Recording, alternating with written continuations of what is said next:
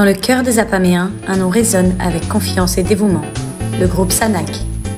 Avec une histoire enracinée dans le service et le soutien, nous sommes fiers de vous présenter nos 4 entités.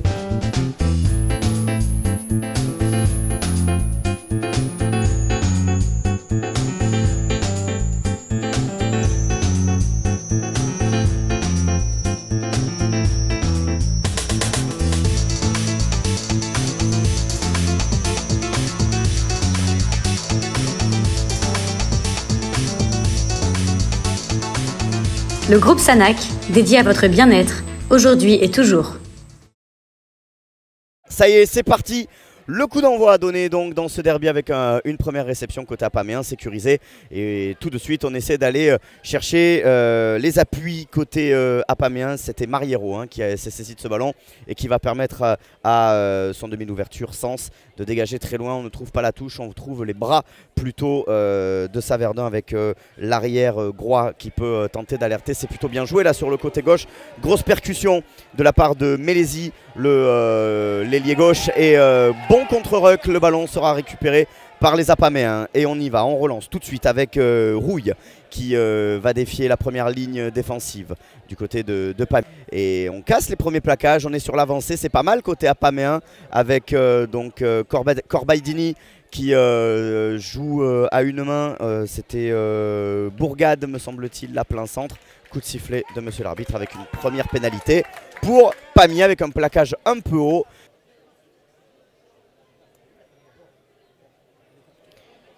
C'est tendu et ça passe juste, mais ça passe.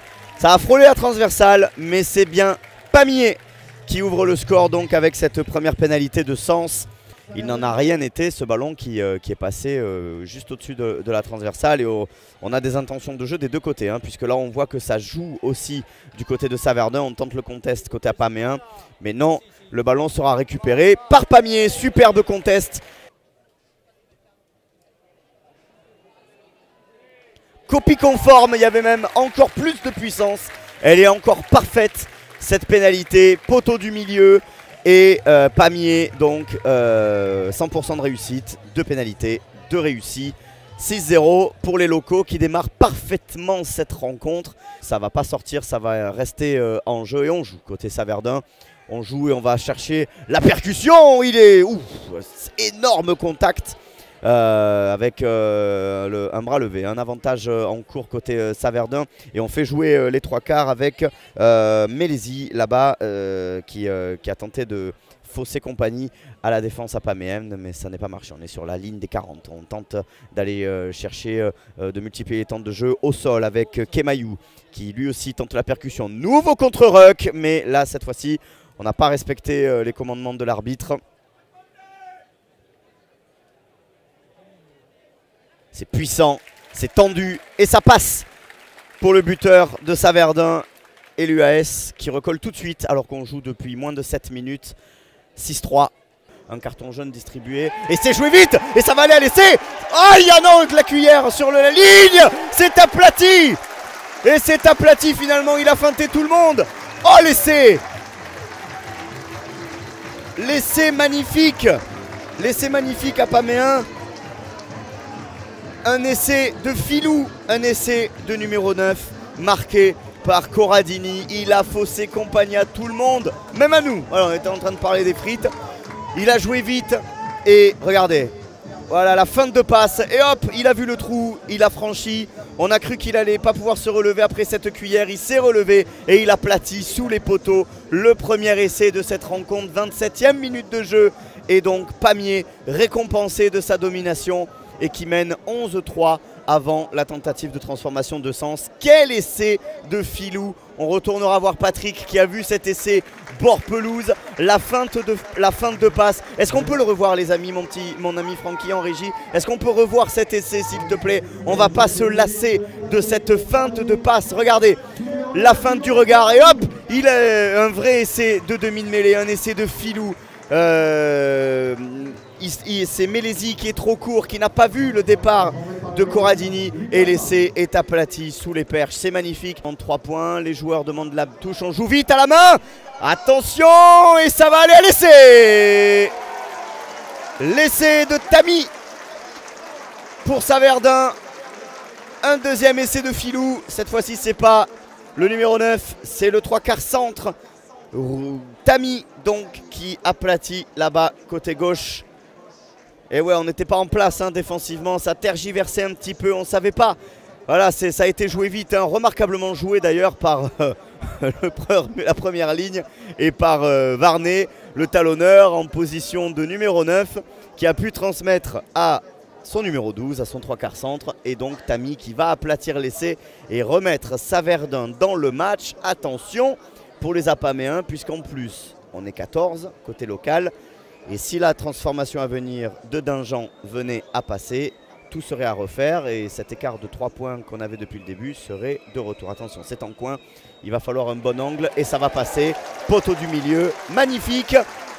Saverdun est de retour, 13-10 après cet essai donc de Tami. Est-ce qu'on peut revoir, les amis, l'essai de Tami et ce numéro 9 de Varnet? Regardez, la fin du regard, hop, c'est joué vite. Et donc Tami n'a plus qu'à partir, à casser le premier plaquage et à aller s'effondrer dans l'embut. C'est remarquablement fait. C'est l'entraîneur Yannick Hilac qui a demandé cette touche. Hein. D'accord, donc c'est là pour le coup, c'est une consigne de l'entraîneur. Ça veut dire qu'on se sent fort côté Saverdun et qu'on souhaite taper fort juste avant la mi-temps et faire mal aux têtes autant qu'au corps. Voilà, je vais arriver à finir cette phrase correctement. Allez, le fond d'alignement, c'est capté par Saint-Enac. C'est plutôt bien joué, on développe du jeu. Et ça va y aller! Ça va y aller à l'essai, bien sûr. L'essai qui est aplati, c'est remarquablement fait. Une combinaison fluide. On va la revoir, c'est Saint-Enac, je crois, le numéro 6 qui a... C'est Lacoste. C'est Lacoste qui a aplati cet essai. Côté UAS.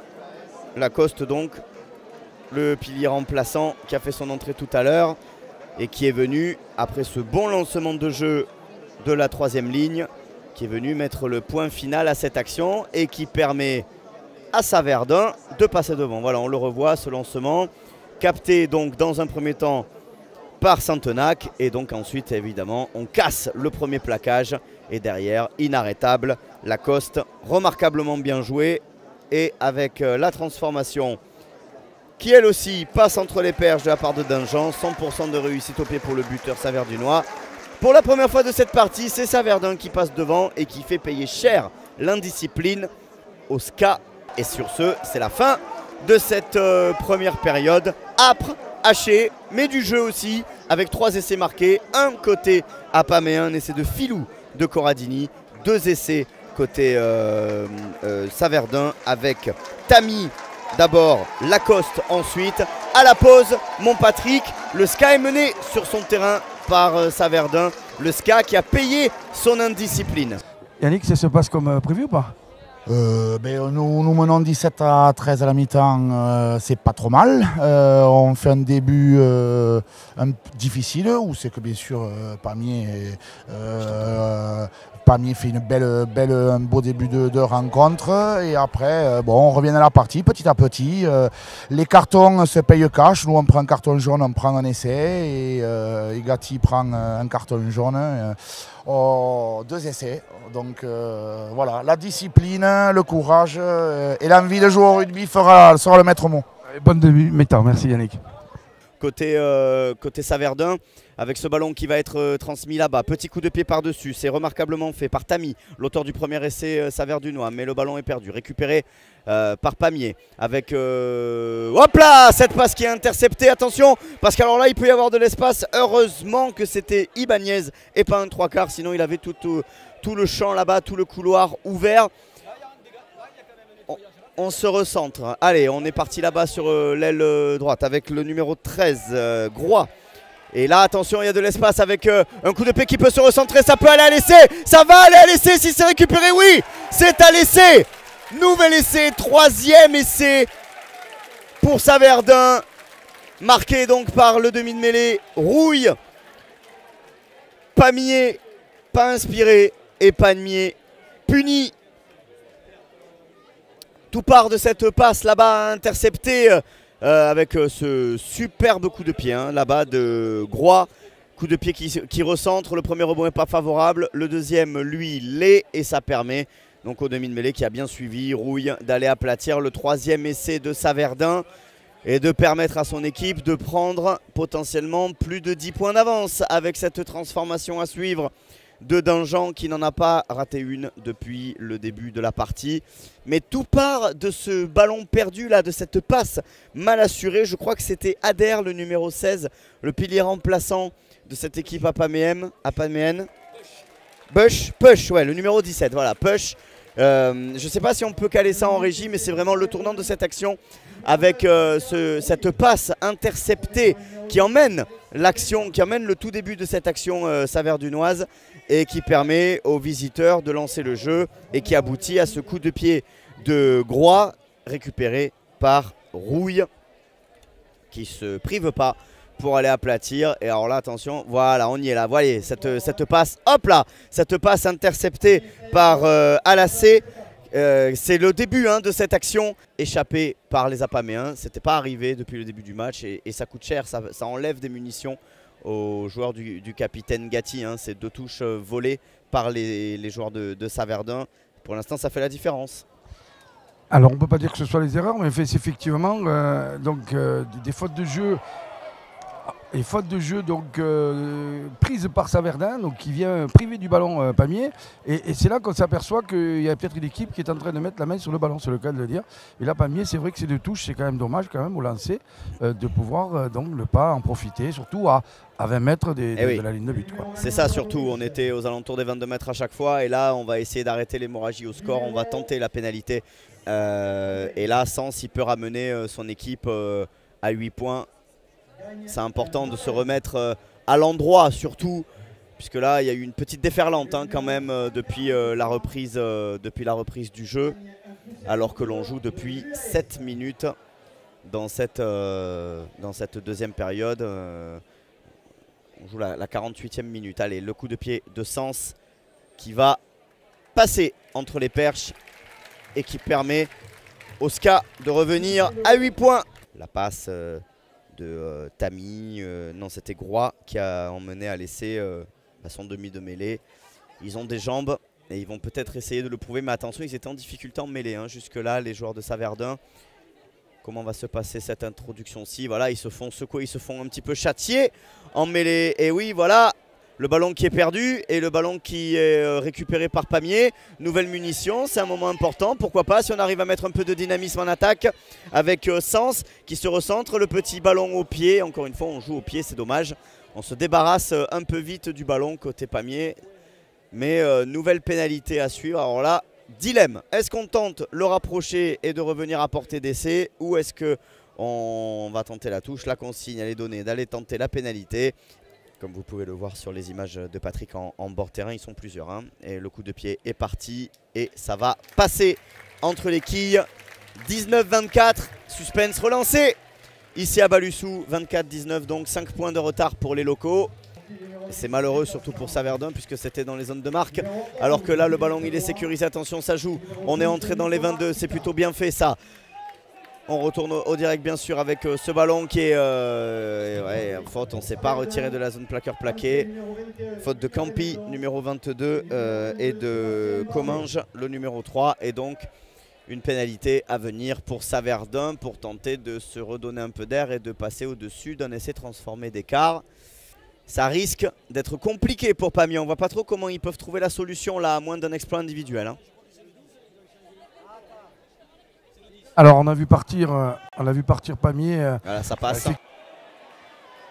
Et c'est terminé sur voilà, un chatouillis général, dira-t-on.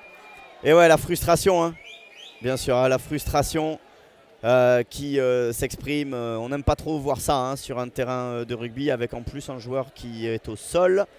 Probablement mis plus ou moins KO dans cette dernière mêlée générale. C'est dommage, c'est dommage d'en finir là, d'en finir comme ça. C'était sur le terrain, messieurs, qu'il fallait forcer un petit peu la décision. Qu'est-ce qui s'est-il passé? Parce que là, j'avoue, on n'a pas trop vu. Voilà, et c'est sur cette action que l'arbitre siffle la fin. Et c'est le gros coup de Saverdun qui vient s'imposer ici à Pamiers sur le score de 27-22.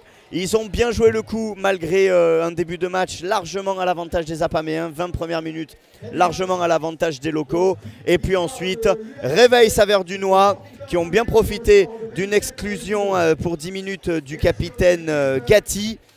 Ils en ont profité pour marquer plusieurs essais. Et 3 essais à 1 au final.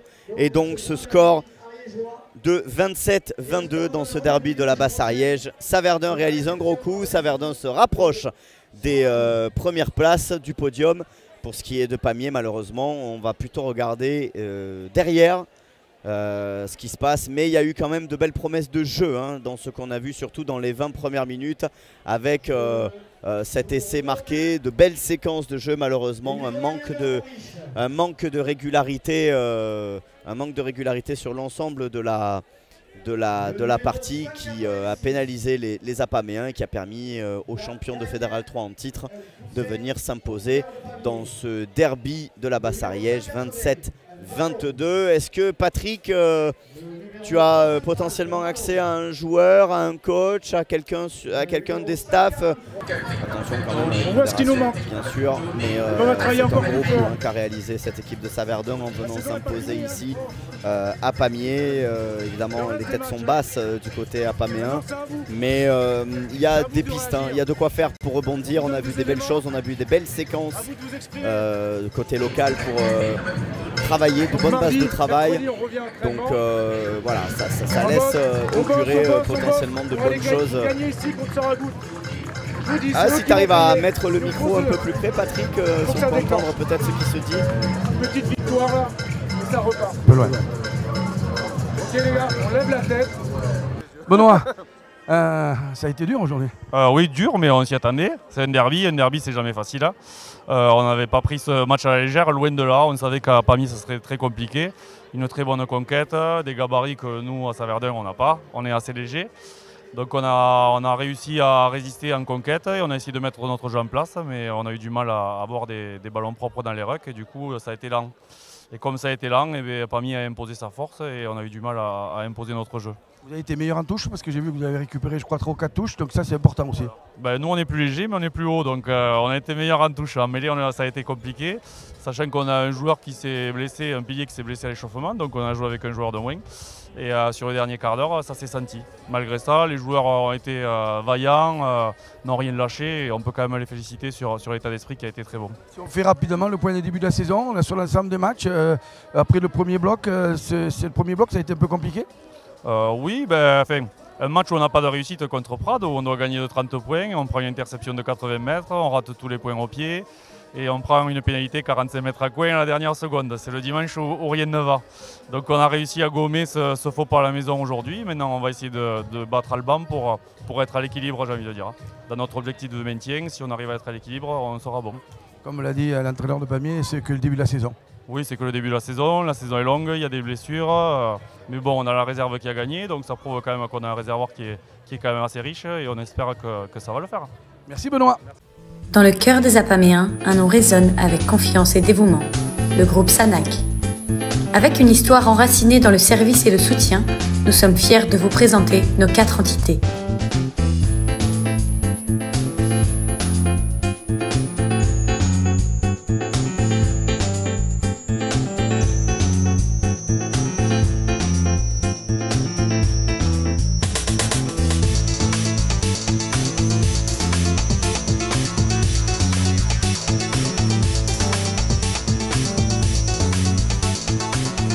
Le groupe Sanac, dédié à votre bien-être, aujourd'hui et toujours.